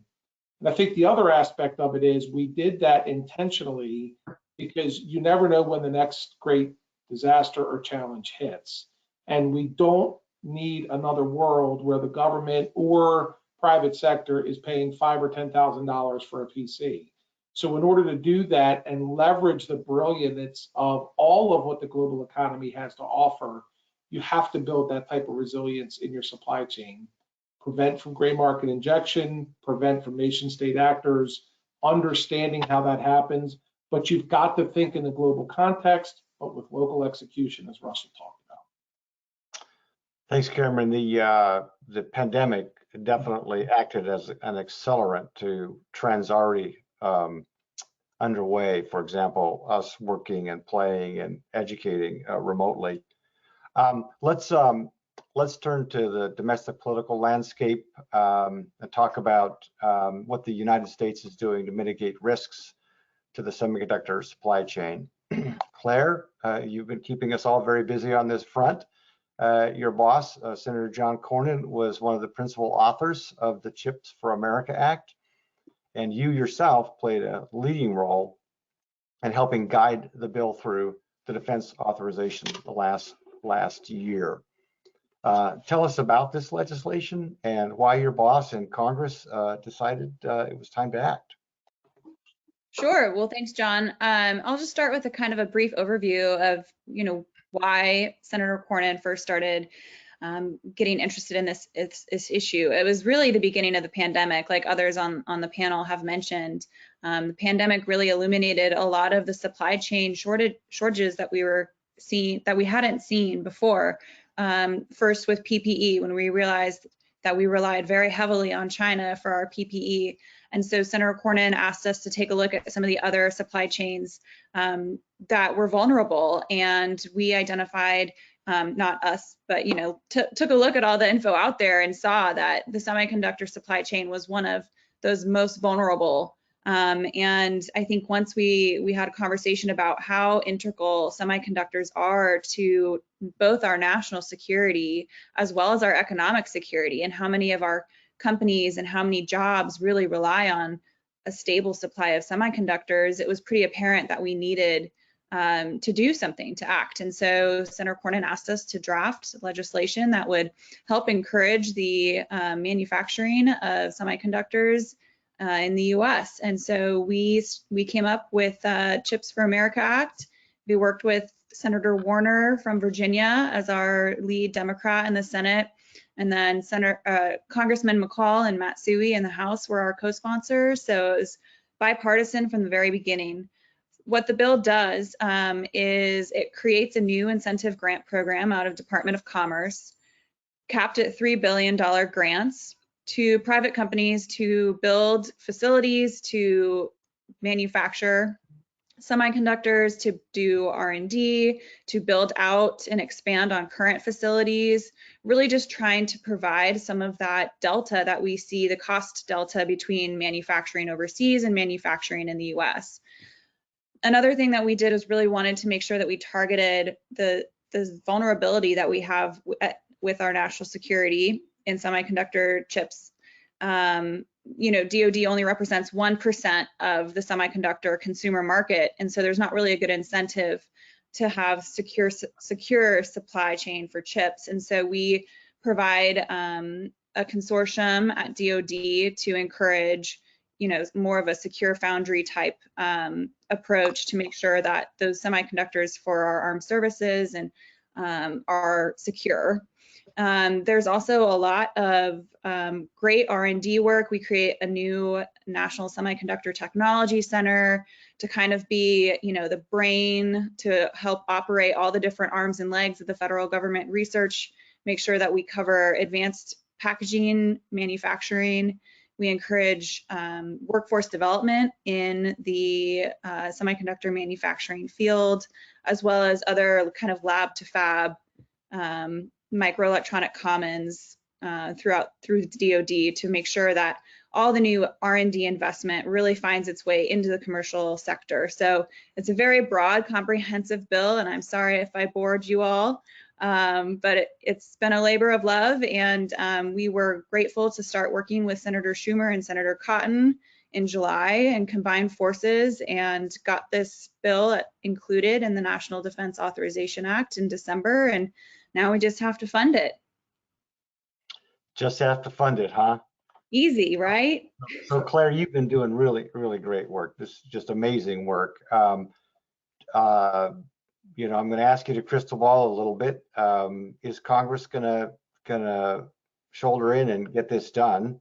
And you know, is $50 billion too much of a price tag for the market to bear, or is $50 billion enough? You laid out a lot of different programming that's in the CHIPS Act, and some are suggesting that maybe $50 billion is not enough. Well, I can't read a crystal ball too clearly, but I will say there is a lot of bipartisan support for this effort, and I think that's one thing that has been really refreshing to work on this issue, and I think is a really important thing to note, that despite some of the, you know, more partisan language that gets picked up in the media, you know, Republicans and Democrats in both the House and the Senate can come together to address a real national security issue, and that we are dedicated to get this done in a very bipartisan way. And so I think as long as it stays bipartisan, there will be support to get $50 billion through. And hopefully we have an opportunity here in the next few weeks with the competitiveness package that Senator Schumer alluded to earlier in his opening remarks.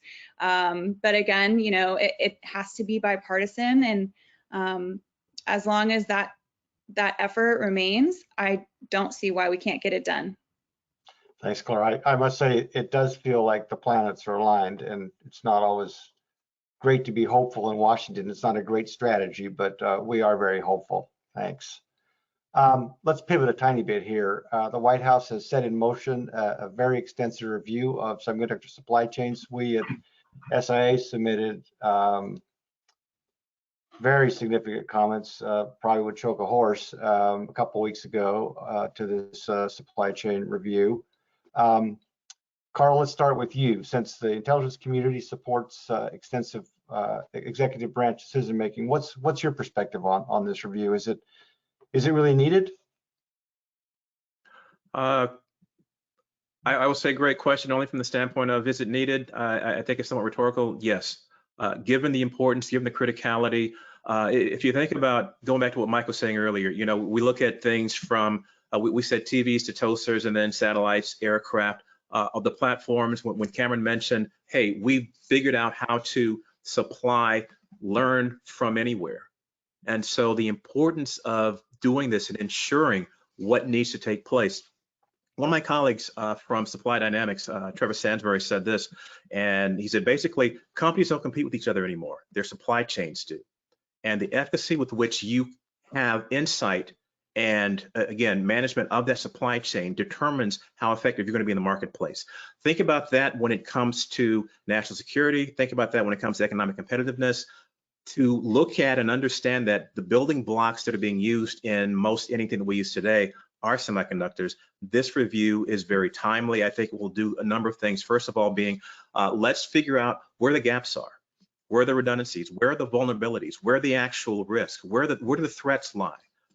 And how do we, again, address those in a way, but it starts with that acknowledgement, with that recognition, with that careful study and insight into this is what's going on. As an engineer, I hold very fast to Heilmeyer Catechism, you know, and the first thing is what problem you're trying to solve, but second, how is it currently done? If you don't know how it's done, you don't know what you need to do or how you can quantify how you're going to improve it. And so that's, again, the answer is a very strong qualified yes and lots of support, at least from this part of the EIC.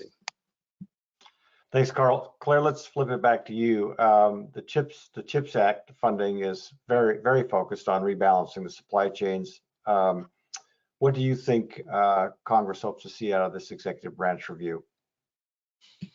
I think that one thing that we often struggle with in terms of executive reviews across, you know, the last decade or so or more is we'll have a review and we'll come up with these are areas that need addressing and then nothing really happens. And so I think we need to make sure that there are actionable items in this review and that we aren't too bureaucratic in our approach at solving them. Each supply chain is different. Each supply chain will have different solutions, and it's not a one-size-fits-all effort. And so I think as long as we remain flexible on ways to approach each supply chain and there are actionable items to come from it, I think, you know, Congress is happy to step in and help authorize what needs to be authorized. John, Thanks, if I Claire. could contribute just a touch here, because Carl and Claire really have made some really powerful points. The review, emphatically, I underscore what Carl's talked about, I think has to be done. You know, when you look back when Michael first founded Dell, the whole reason our success was there is we knew our supply chain. We were the very first company to ever bring PCs direct to consumers when the conventional thinking at the time was computers were just for corporations and the elite. The reason why the review is so important and why I mentioned that exemplar from prior is it creates an environment to stimulate the competitive nature of companies in our economy. The review gives us opportunity and focus, and the government is supplying a demand signal that all industry needs to look at. Because when you let government and industry collaborate on what the challenge set is, and let the natural economics of capitalism kick in, great things happen with our economy, great things happen with innovation in our country. Russell talked about leadership and innovation and these things earlier. This is the culmination of creating that platform, and I applaud Claire, she said it exactly.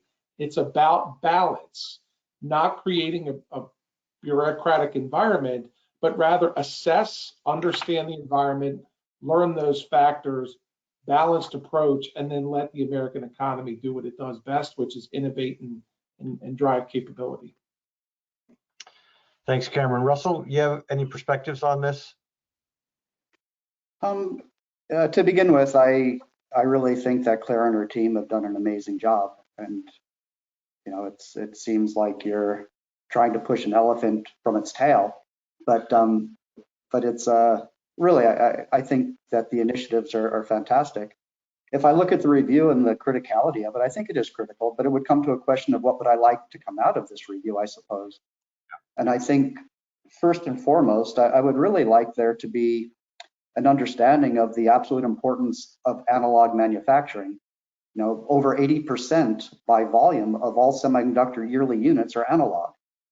And a diminishing portion of that is manufactured in the United States, although it's critical for every system that we have. And within that, then, what I stated about onshore R&D and onshore manufacturing is critical.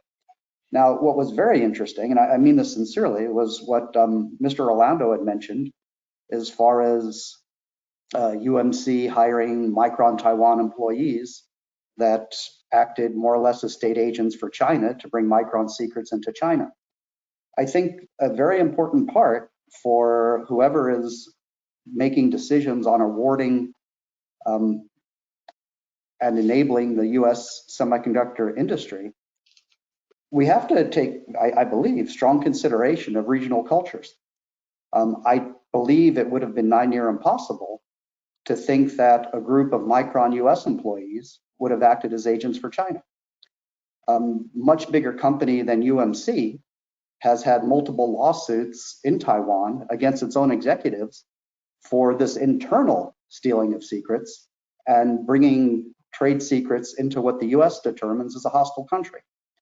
So I think the regional culture has to be taken into consideration. I'd like that we understand this, that, you know, the idea of a US secure supply chain, if we look at supply chain security itself, I think Dell really was remarkable in what they set up on supply chain from the onset.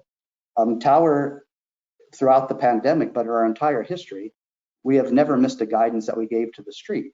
So you have to look at corporate governance and within a board structure, how much focus is spent on business continuity planning. And if you have good business continuity planning, which really deals a lot with external audits and a corporate governance around external audits, you have someone that's US listed, a US listed company has to adhere to certain laws due to SOX. And I think that whoever is the legislative body that's making decisions should understand these standards of performance and ensure that any company that's going to be funded in a CHIPS Act lives up to the minimal standards of performance on IP security and on fraud assessment and fraud risk.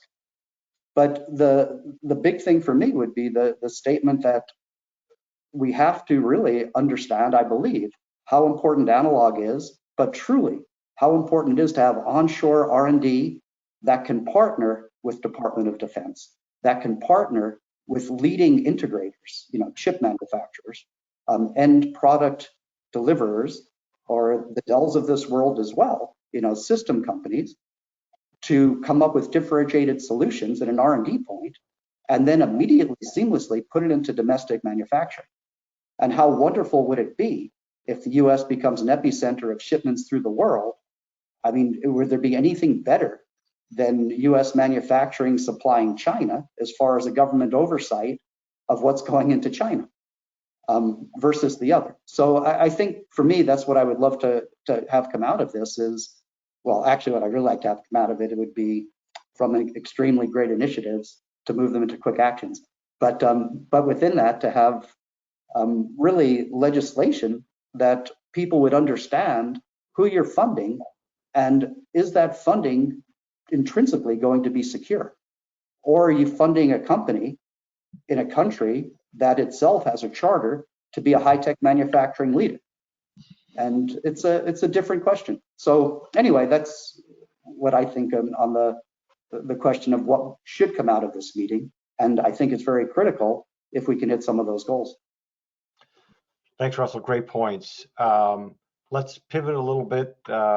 Actually, that's a great segue to the next piece here, Russell, the global nature of the supply chain. I'd like to discuss the question of building new semiconductor fabs in the U.S.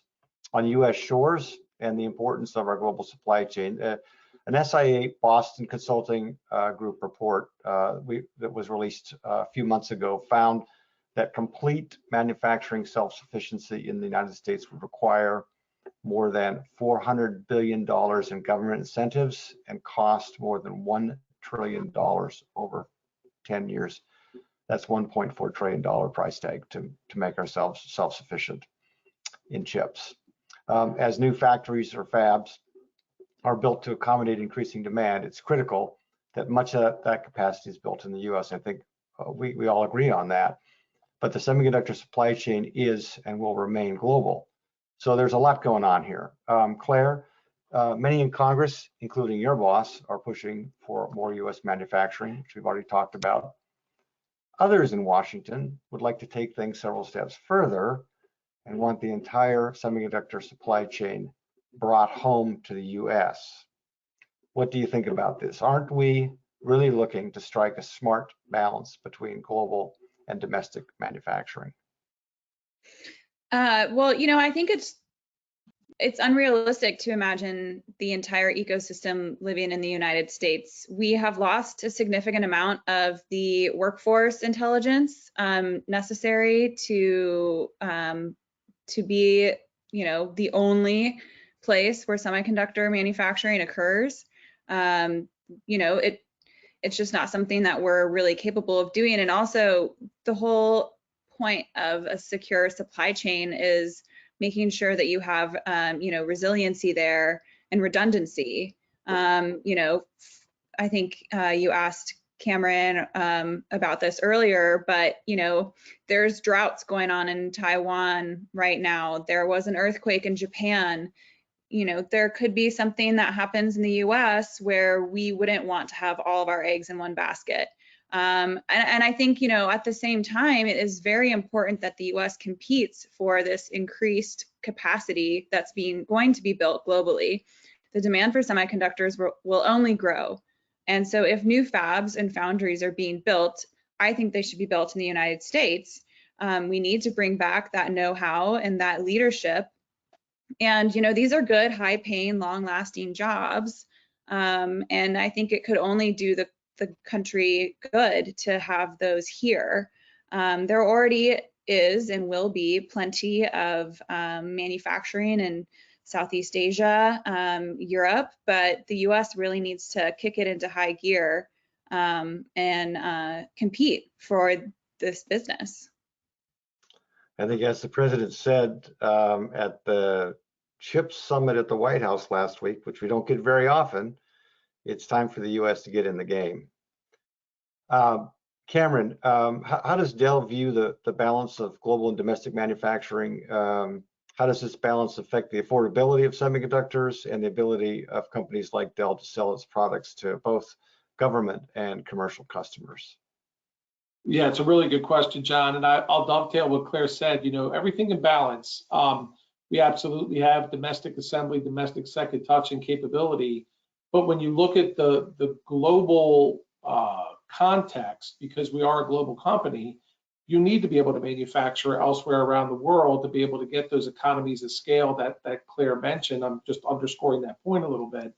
But it's also about the affordability as well, John. When we look at total cost value of what it takes to manufacture, being able to do it in a labor arbitrage manner across other nations and across other countries certainly benefits us economically because we are a U.S. company. So that's one good thing. But secondarily, it allows us to bring some of the innovations that Russell talked about earlier that we witness around the globe.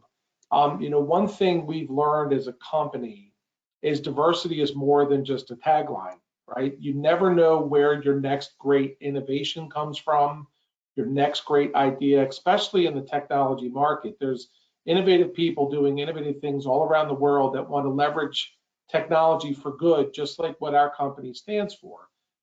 You need to know how to leverage and harness those in a positive manner to get the outcome that we're seeking. So I would agree with Claire on this one. It is about balance. It's always been about balance. Do we need some local domestic manufacturing and fabrication? Absolutely. We need that to stimulate those aspects of the economy, the younger and workforce generation, to stimulate them to come back into a technology-based job market. As Claire mentioned, these are great long-lasting jobs. And John, what the heck, they're also fun. I mean, you're getting to innovate. You're getting to solve, you know, tomorrow's and next week's problems today. It's pretty extraordinary working in this business, fast-paced, and you never see the same thing twice during the day to solve a problem. So we need balance. We absolutely need balance because at the end of the day, you know, we as a company are focused on broader issues like closing the digital divide and communities left behind. You can't do that when you have expensive products.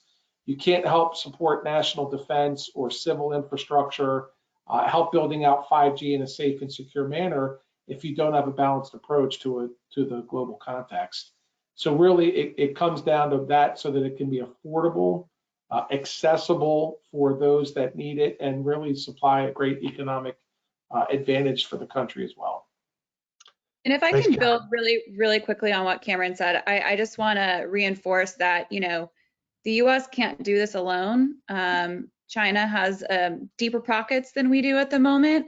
And so we have to make sure that we work with allied countries and make sure that we, you know, continue to be strong and work together. And many of our companies are global. And so, you know, if we keep those allies close, that only helps the US. You know what, just building on what you just suggested there, Claire, is I think one thing that comes through loud and clear when you start looking at our supply chains is very critical pieces of supply chains are in like-minded economies, like in Europe and Taiwan.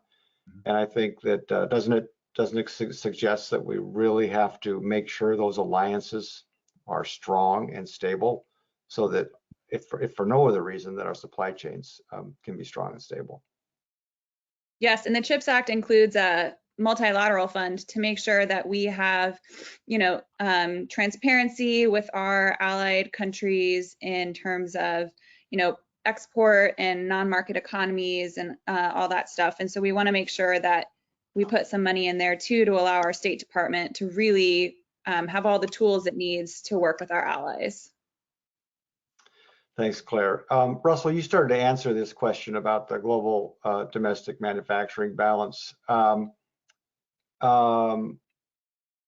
what for you as a CEO of a manufacturing company, what kind of government incentives and private investments do manufacturers like Tower need to inform your decision as to whether you're gonna build here or not?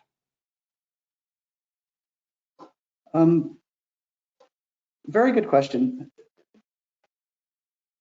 To begin with, I think, again, culture is very, very important for any decision. And if you look at what is it that creates excellence, it's really the conjugation of effectiveness, efficiency, and quality. Certain cultures can focus very, very strong on quality, much less on efficiency. Others can be extremely effective, maybe efficient, but quality is less of a focus. And others are just unbelievably inefficient, but very effective in the end product. We have manufacturing and R&D in Israel, in San Antonio, Texas, in California, and in Japan, and every culture is substantially different. Now, what Cameron said is true. You cannot legislate where innovation comes from. We have great employees throughout the world, really great, and each culture enables certain types of capabilities. We have amazing customers throughout the world. And just as a statement, I think if there's anything that we should learn from this pandemic, it's the absolute importance of world citizenry, no matter where it is in the world, because no country is an island unto itself. But that being said, the United States is a very, very interesting balance of effective, efficient, and quality, where all three characteristics are driven very, very strong. It's an amazing place to do manufacturing because the innovation is still with the mind of quality. The innovation is quick, and the innovation is with the end state in mind. It's part of the US culture, it's a US DNA. So it's an amazing place to have good R&D and good manufacturing. Now, if you state then what does a company need, fundamentally, it is capital intense to start a big manufacturing site. The facility, the startup cost, it's a big P&L burden. If you can have a government incentive that allows you to share the initial burden so that you can have a business model that can attract investors for be it a secondary or can attract your ability to fund through loans because you're going to have enough capital created through the initial periods of time that you can support loans, independent of how you would go about your own portion of the funding, to have an initial fund from the government that allows you to create a business model off of an incremental investment becomes very, very important. And if you look at Taiwan, South Korea, or China, they've all been extremely aggressive in that. I mean, TSMC began as a federal R&D, I mean, as a governmental agency. So it's, you know, the governments have been very, very active and remain being active. The incentives that China's offering right now are incredible. So, but you need something that allows you to get the initial momentum against the heavy capital investment. Now, just again, a plug for analog, the numbers that we talk about with the extreme costs of new manufacturing sites is mainly for deep digital, which in and of itself doesn't differentiate other than the immediate flow because of the unbelievably expensive lithography. In the space of analog, to where you're maybe at most going to be going down to 40 nanometer in any foreseeable future, the costing is much, much less. So the ability for the government to have an ROI off of expenditure to back an analog factory is very, very high because it's not quite as much backing, even if they were to support 50% of the initial startup. You're dealing to get to 30, 40,000 wafers with maybe a $3 to $4 billion price tag. And that's a very, very different model than a very, very deep digital factory. But that being said, I think as long as you can get some initial benefit that creates a business model that allows an ROI for investors or cash creation to be able to service loans, it's a good portion and a good role of the government to play. Thanks, Russell. Just let me sidebar here. Russell, you mentioned the importance of focusing on analog and that it should not be lost in the mix. when it comes to the CHIPS Act, there was at some point desire to have it focused entirely on leading edge.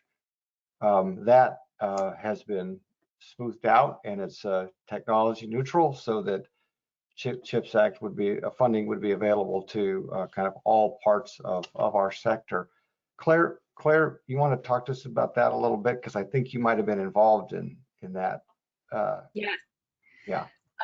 There were a lot of efforts at the beginning to make sure that this was just cutting edge. And, I think that I understand those arguments that we, don't want to be building kind of legacy facilities with taxpayer dollars. But I think, after some education on my part on kind of the needs of the U.S. economy and for that fact, our, national security, not everything uses a cutting edge chip. And what is the definition of cutting edge? And if we put cutting edge in statute, what does that limit us to? Right. And so, we wanted to make sure that we were technology neutral. We left it up to the Secretary of Commerce to determine what was necessary for the national security interests of the United States. And I think that's the best path forward, keeping it flexible. I'm always hesitant to put something in statute that, particularly in tech policy, that really limits innovation. Good. I appreciate the answer. If I could just throw in there, I think the term leading edge can be very misleading. There's a difference between cutting edge fine line lithography and leading edge technology. Cutting edge fine line lithography is very critical for digital, for processing, and for memory. But cutting edge technology in analog is still cutting edge. We as a company would not have 2/3 or more of optical infrastructure market share if we didn't have cutting edge technology. And it's a very good margin business. But you must have cutting edge technology. I wouldn't want it to be said that analog is not cutting edge. Analog does not need cutting edge lithography. And the cutting edge lithography is the huge price tag. Right. So, I mean, you're dealing with accelerators the size of football fields in the future. So, I just think that the term cutting edge, it's not that analog is not cutting edge. What we do in analog is extremely cutting edge. And that's why the government has many, many defense programs funding analog, because it becomes so differentiated on end application capabilities. So sorry, but thank you very much. But very important distinctions, Russell, thank you.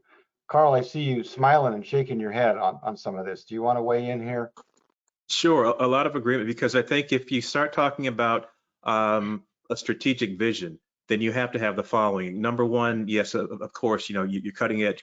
I'll call it leading edge. When I define leading edge, I'm looking at this is what's currently being manufactured for digital and memory. So that's your 7 nanometers, 5 nanometers.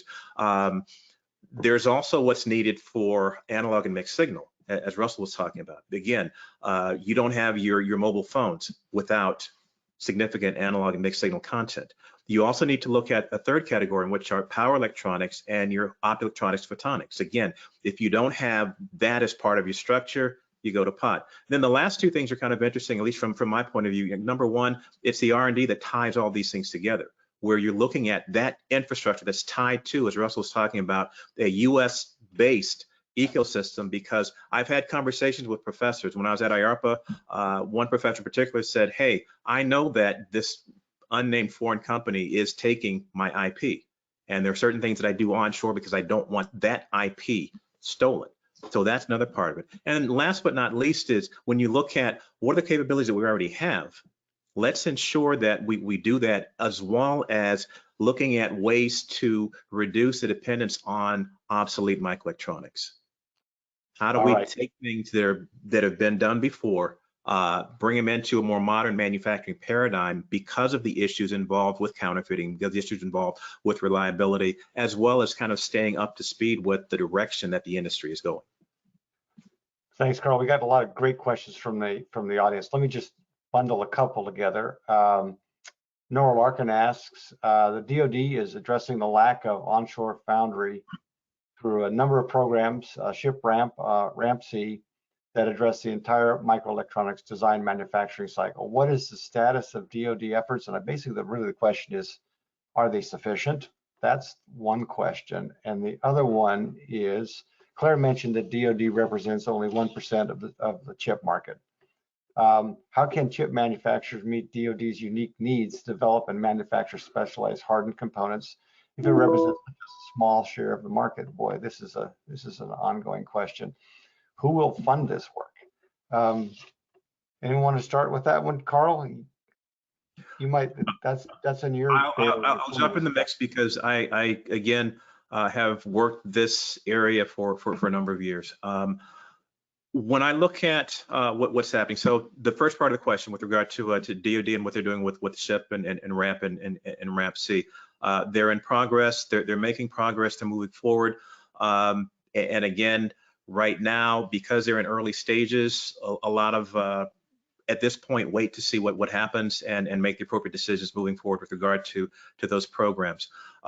In terms of the 1%, and I will say personally, it's a number that I've been hearing for the last 15, 20 years. We're only this, we're only this. I would, again, limit this by saying this is my particular view on this. The 1% primarily refers to specialized application-specific integrated circuits. If you look at what the DoD buys, a large percentage of that are COTS parts. You're buying microprocessors, you're buying memory, you're buying FPGAs, you're buying, again, these things that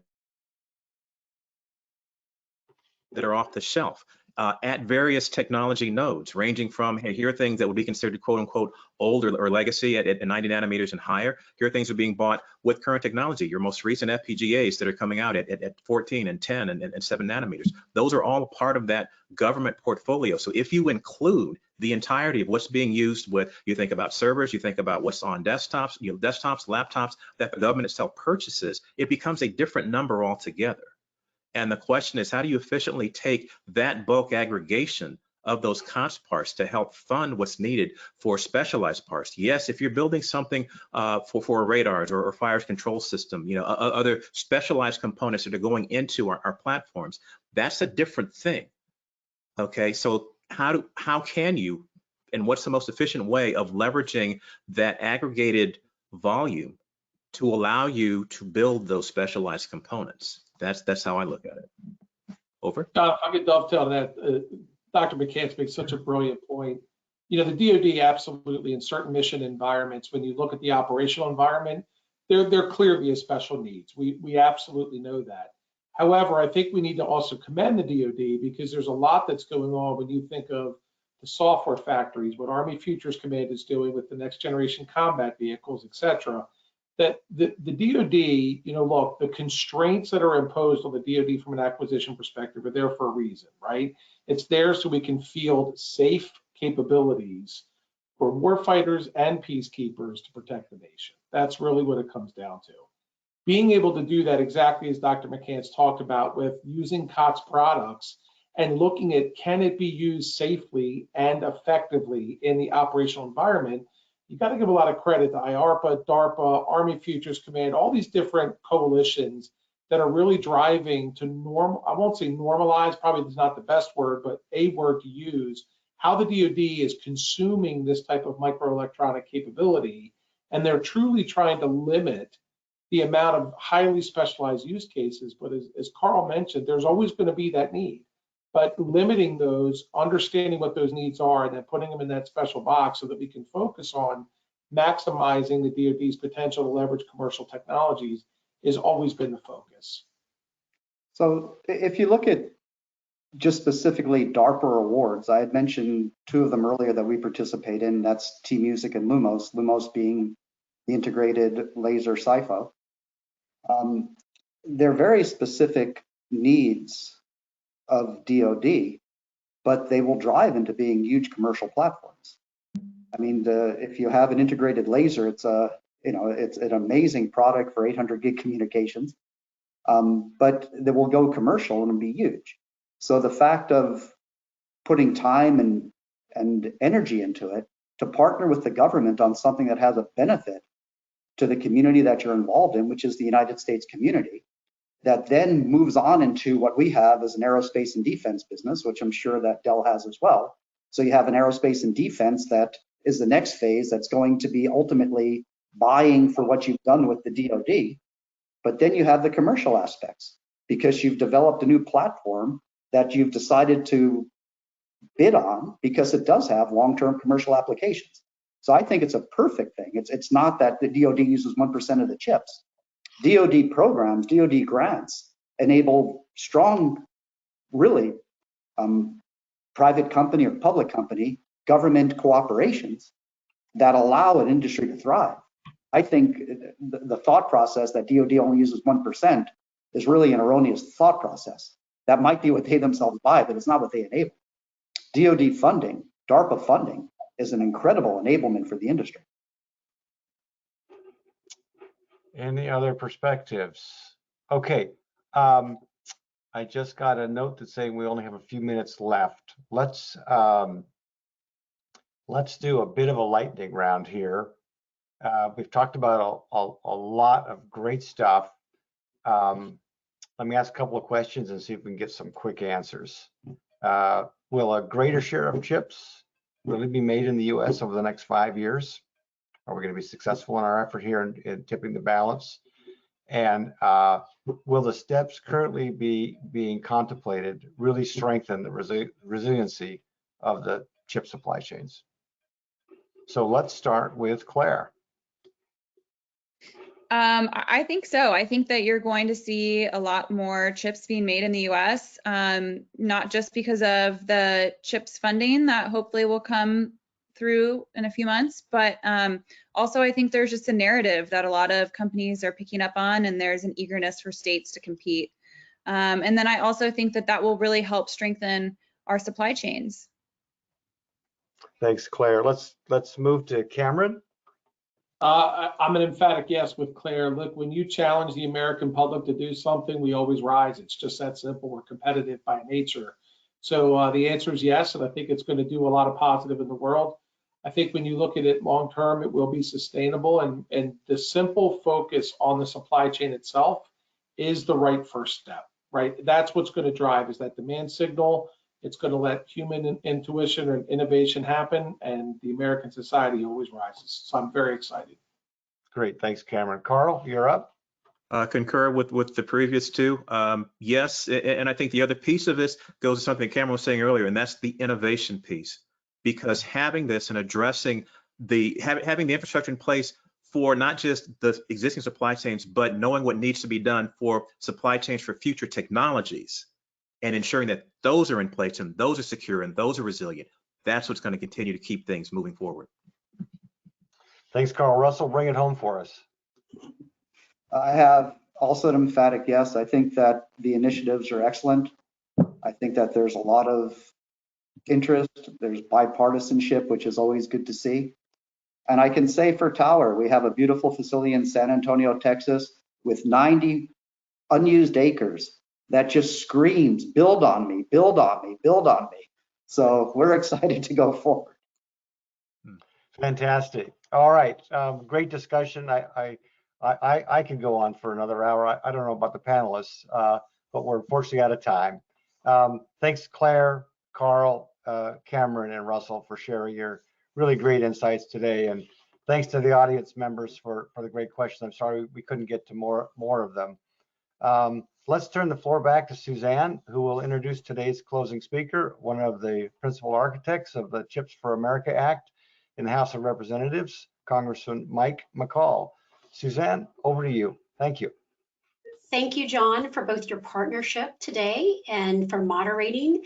And Cameron, Carl, Claire, Russell, we so appreciate your time and insights and sharing part of your afternoon with us. Now, to close out our program, Congressman Michael McCall, Republican from Texas, will provide some brief remarks about the importance of this issue and some steps that Congress is taking to secure American supply chains. Congressman McCall, who is serving his 8th term in Congress, is the ranking Republican on the House Foreign Affairs Committee. He previously served 6 years as the chairman of the House Homeland Security Committee. In the 116th Congress, Congressman McCall was the lead House sponsor of the CHIPS for America Act, which called for investments and incentives to support U.S. semiconductor manufacturing, research and development, and supply chain security. Congressman, I'm turning the floor over to you now.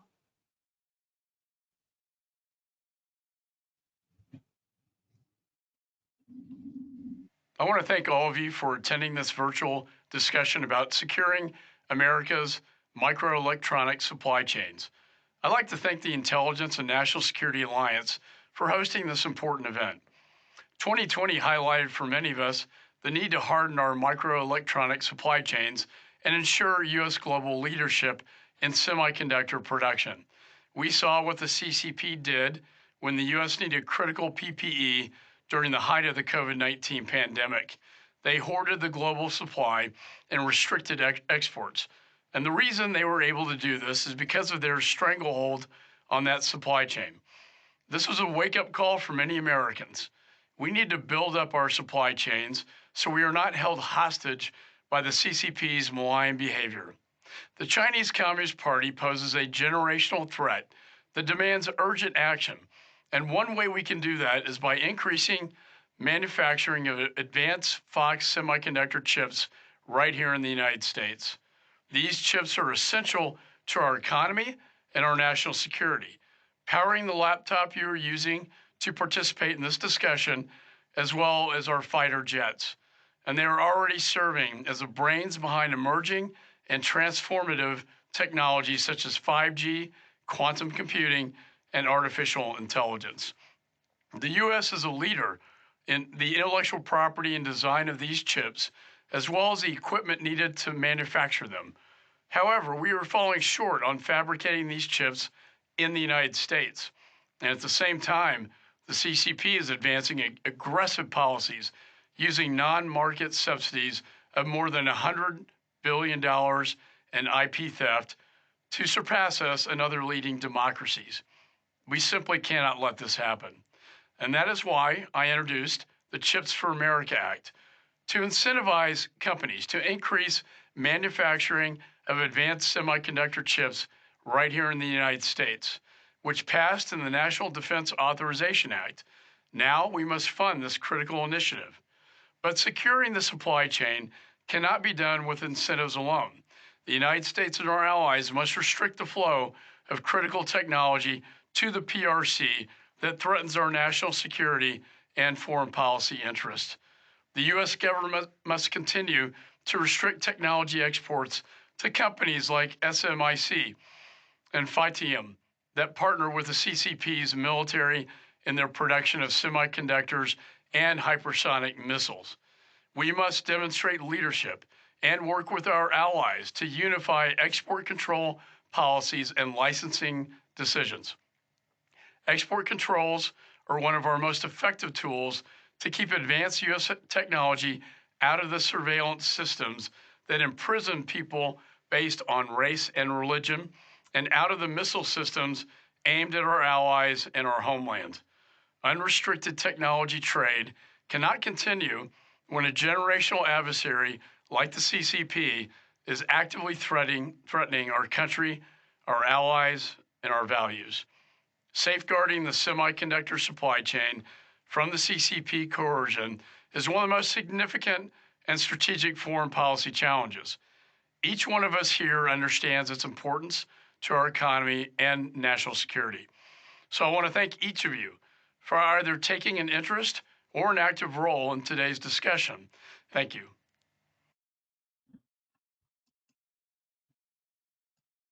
Thank you, Congressman McCall, both for your insights and your time this afternoon. For all of you that are watching online, thank you for taking the time to join us, and to SIA for your partnership in this program. I would now like to share with you some events that we have coming up. But before I do so, I also just want to highlight the sponsors for today's program: Dun & Bradstreet, Exeter, and Guidehouse. Thank you. We could not deliver this type of quality programming without your sponsorship support. Now, on May 6th, we will hold a panel discussion on implementing zero trust and legacy networks. And on May 19th, we will take a virtual road trip to Huntsville, Alabama, an ever-growing intelligence and national security hub, Registration is open for this event, where we will discuss remote work, the intersection of cyber and intelligence, and developing a cleared workforce, and more. You can find the full lineup on our website at insaonline.org. I would ask you all to take a couple of minutes when the webinar ends. You will see a short survey pop up on your screen. Please take a moment to answer the survey questions, as we genuinely value your feedback. This concludes today's program. Stay safe and healthy, and have a wonderful afternoon.